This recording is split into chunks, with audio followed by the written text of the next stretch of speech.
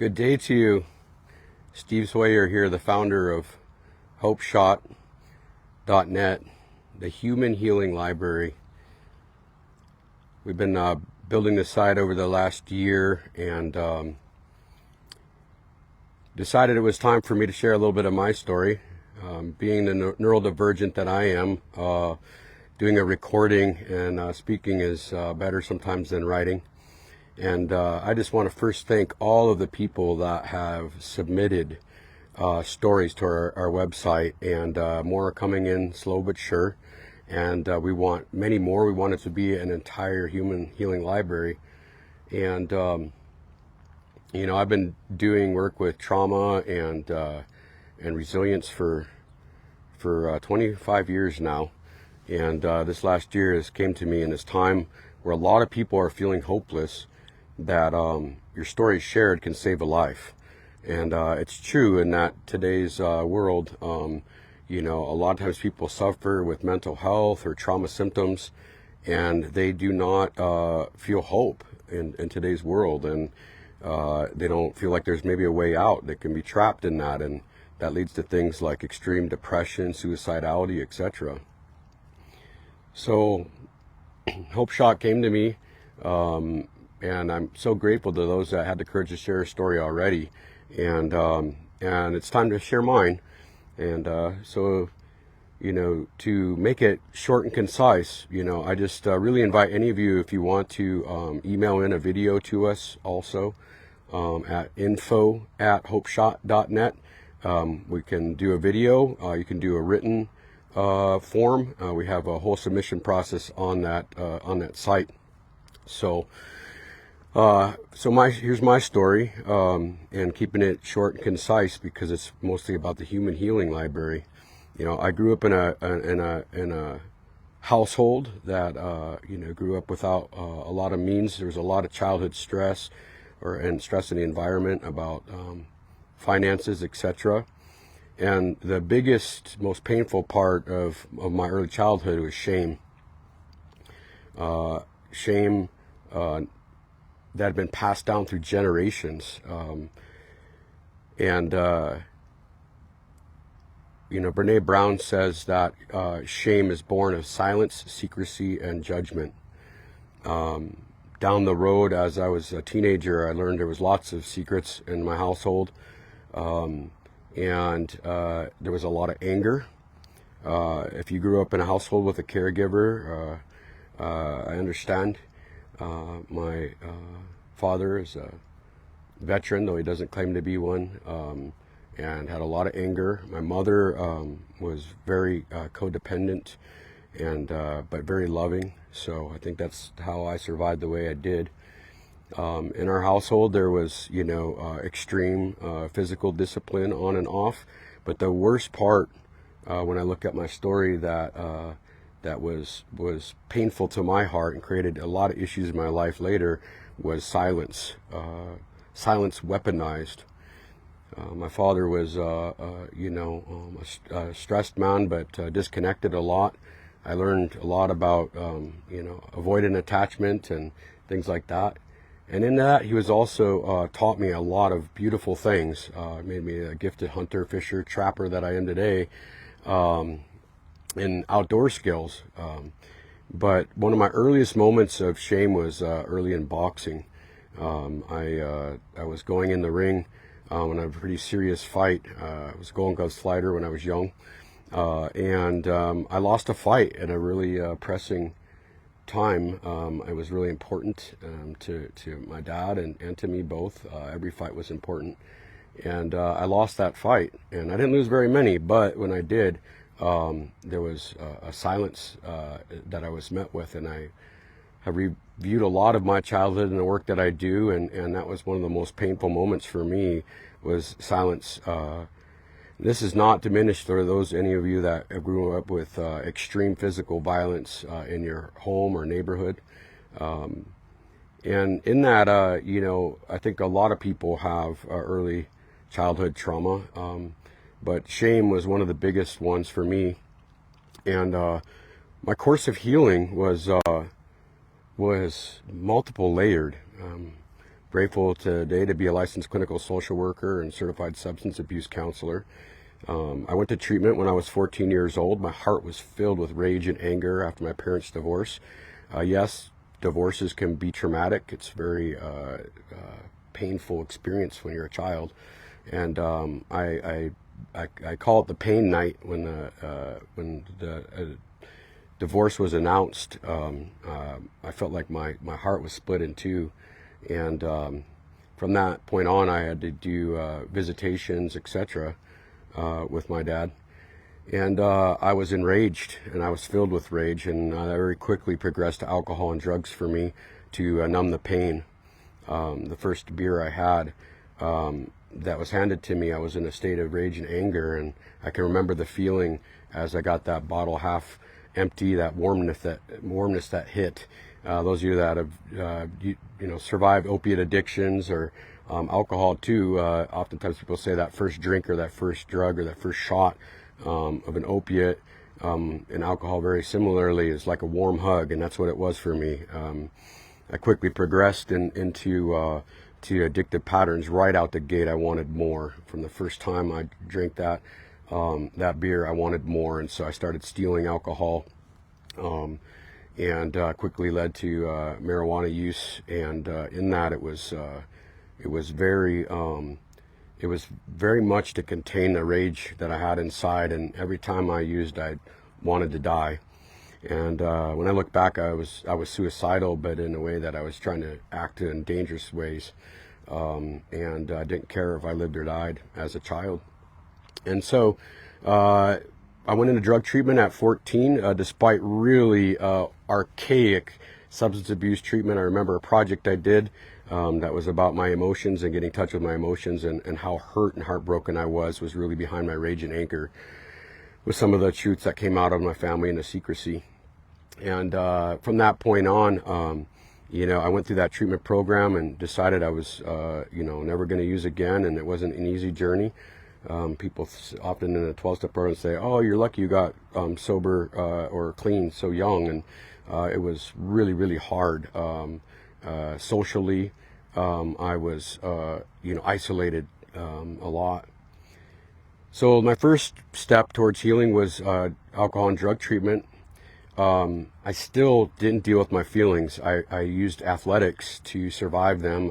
I ran every day, extensive miles, eventually getting me a track scholarship, but injuring my body extensively along the way. Went into triathlons and was at the national level competing nationally. United States Championships 2 times, and another traumatic event happened. I almost died in an accident while I was training, hitting a car at 45 miles an hour on my bicycle, and I had to retire my sports. I had to stop all of that. I couldn't run from my feelings anymore, and then I had to turn towards spirituality, and in that, when I think about shame and my healing of shame, it was a journey. I've had healing and experiences with many people, even big time trauma gurus that have taught me stuff along the way, that all brought an awareness and recognition to things, but to acknowledge and heal is another thing. And so in that, culture, our traditional native culture really, healed me in profound ways. Not going too deeply into the specifics of that, but I was so fearful to make any kind of mistakes. I was so fearful, and I love Brene Brown's quote, "Where perfectionism exists, shame is lurking." And I was trying to be perfect in school, perfect in athletics. Then when that was all gone and I couldn't do that anymore, I tried to be perfect as a singer, every day trying to be perfect.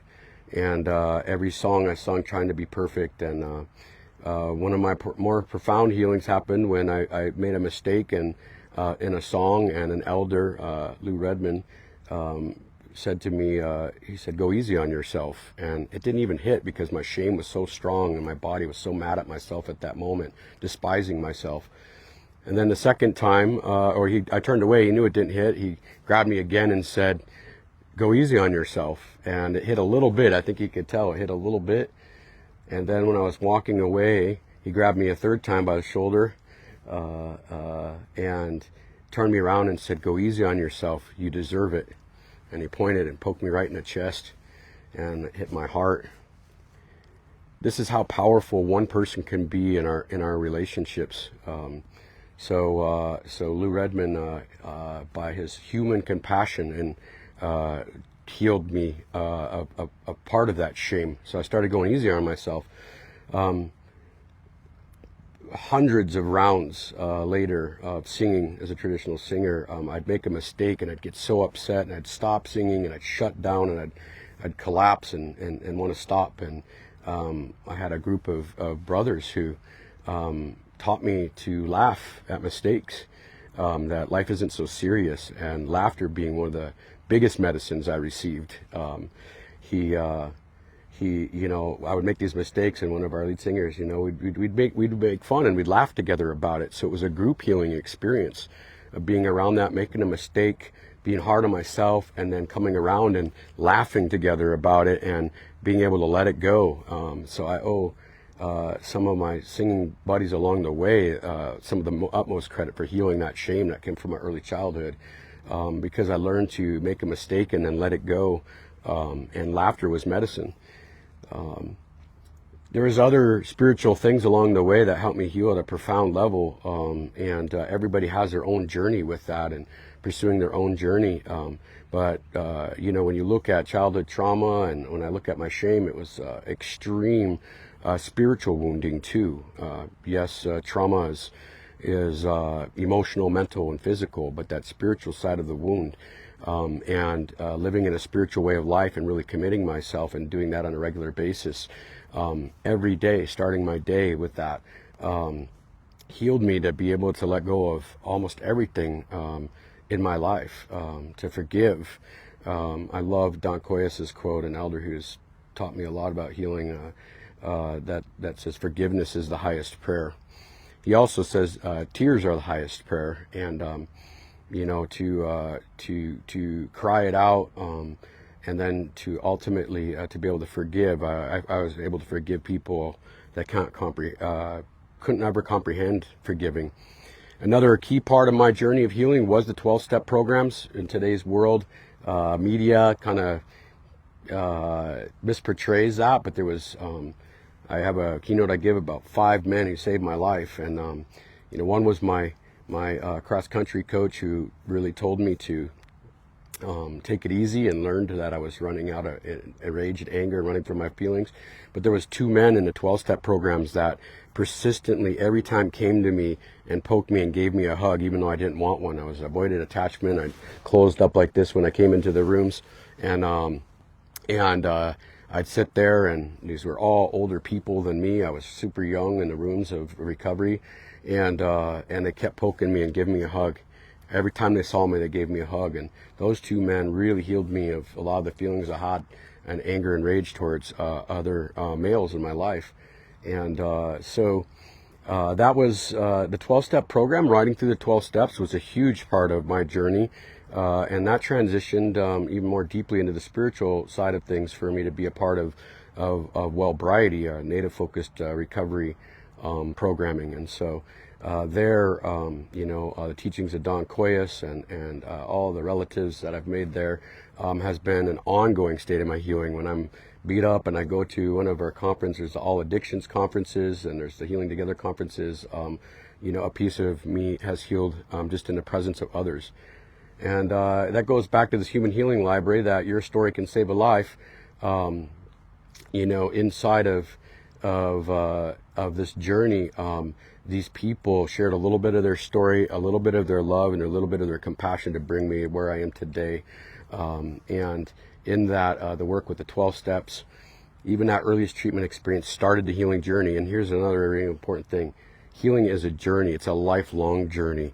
When we start feeling good and trauma and those things drop away, I'll get activated or have stress in other areas, and I have to go and make relations with that. A teaching from Jean Tanauk too, And so when I get activated or stressed, not too long ago, extreme trauma elder, I was with him, and I was in relational dysregulation. I was nervous in his presence, and he helped me see that, and then that taught me something. So every day when stress hits or something, it shows me something I can heal about myself and to let go and just be in presence.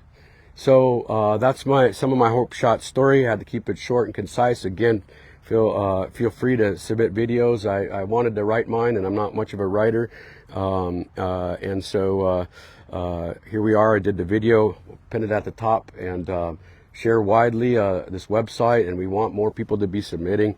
It's a few paragraphs. You go through the form and fill it out, and your story, sharing it, could save somebody's life.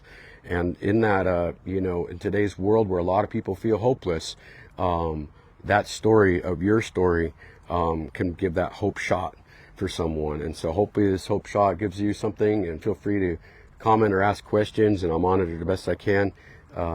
There's all the other kinds of therapeutic work also that I left out there. That's why I'm such a fan of brain spotting therapy, and David Grand, who I'm a trainer for, and Brain Spotting International.